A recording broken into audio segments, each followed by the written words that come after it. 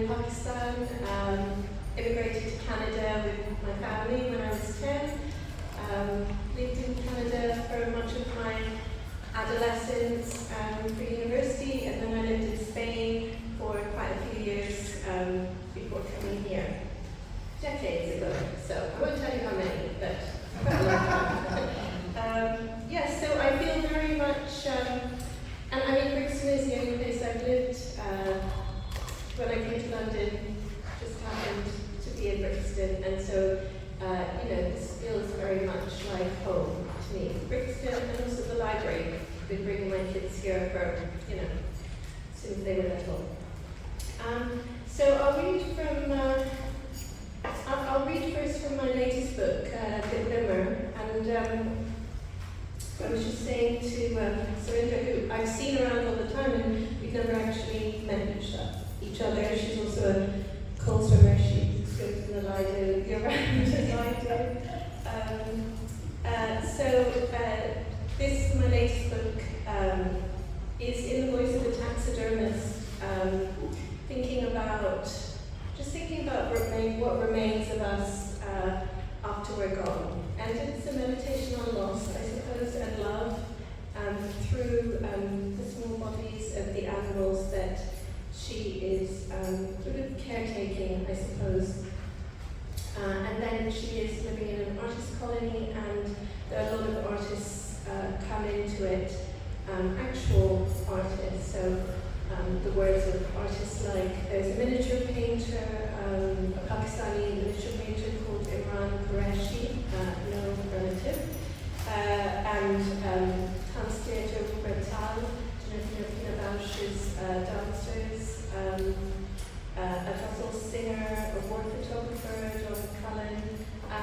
It's about thinking about the impulse, what drives us to make work and meaning in a world where value is increasingly monetized. So I'll just start by reading, and so some of it is in, it's an extended narrative through the whole book, and then there are short poems which use a form which mimics taxidermy, which is it's an anagram form, so taking apart the letters, so the title, which is, for example, a white mouse, a feeder mouse. So all the letters from the name of the animal go into making the poem, which is like, I did do a taxidermy course and of a white mouse, and where you sort of remove the skin and then you put the animal together, so the animal up. I hope that's not too much for people. I'm really interested in form in poetry, and so I was really interested to use a form that imitates the act of taxidermy. And it's set over 30 days. Day 1. She wakes to birdsong, sun slats on the floor. Suitcase by the door spills clothes. Quiet of the house, a cocoon, a skin. At the table, she waits for the mouse to thaw. Scalpel, tweezers, calipers, pins, pipe cleaners, wire, scissors, needle, thread, straw. Begins, taking apart, putting together. A white mouse, a feeder mouse. Soft drift of white, his modest truth disarms me. Forehead, ears, feet, mouth, a dim rose with teeth. I admire this raw meat of us, this ease. And I'm going to read, this is actually, these are the words of a Palestinian writer called Adamina Shibli. And she says, I never write about, but from. This is the experience of living in Palestine. It shapes relationship with language. There's a lot of deletion. There's a lot of negation. Language reveals itself within the silence of writing. I've been struggling with this. How can you write in silence? And I'll read one more from the end of the book. And I was commissioned to write a poem in response to a painting by Gustave Klimt. It's his very famous one. It's called A Kiss, a couple. And I read it at Hague Festival and a few poetry festivals. And I was trying to think about how I could respond to the painting, but bring my own, but also make it meaningful for me. And at the time, my younger brother had terminal cancer, and he had recently got married.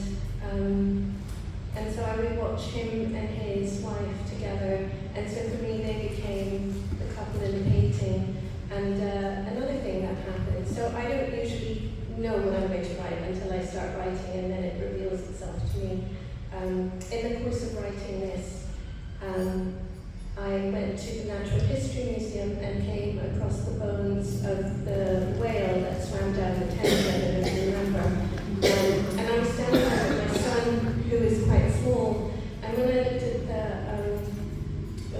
date on it, I realised, because I had gone to see the whale, and I realised that when I'd gone, I was pregnant with him, and so it was very interesting and strange to be there in front of this glass cabin of the whale. And I was also thinking of my brother's 3 sons, and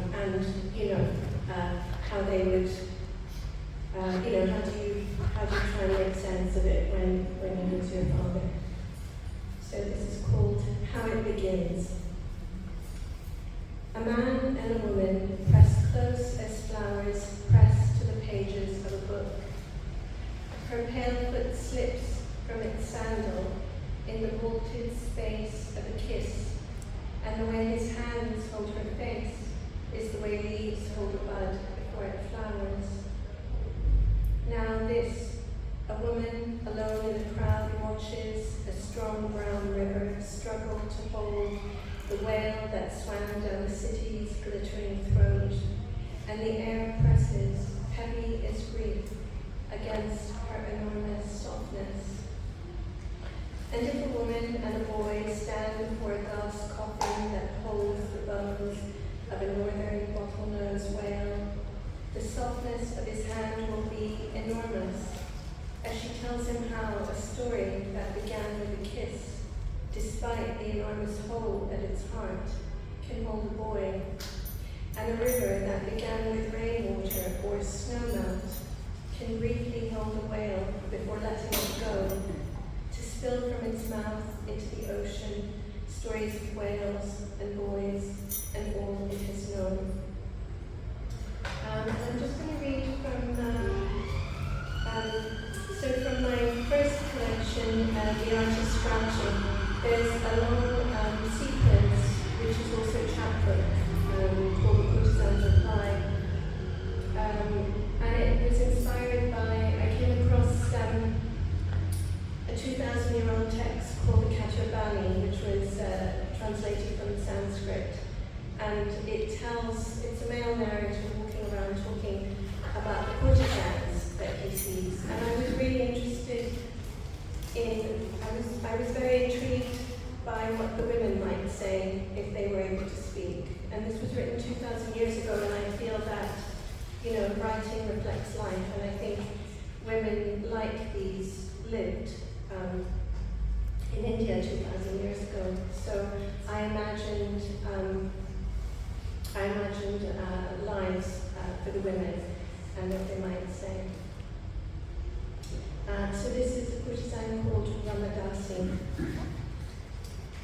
Return to me, beloved, and take me on your lap. Undo my braid, stiff with buffalo horn, and draw your fingers through my hair. Untie my belt, open the silk cloth covering my waist. Let my oils limbs, my perfumed skin, envelop you as the rose swallows the bee. And then I found out, I hadn't known it, but that poem is in a little 10 poems, 14 poems about kissing, or maybe it's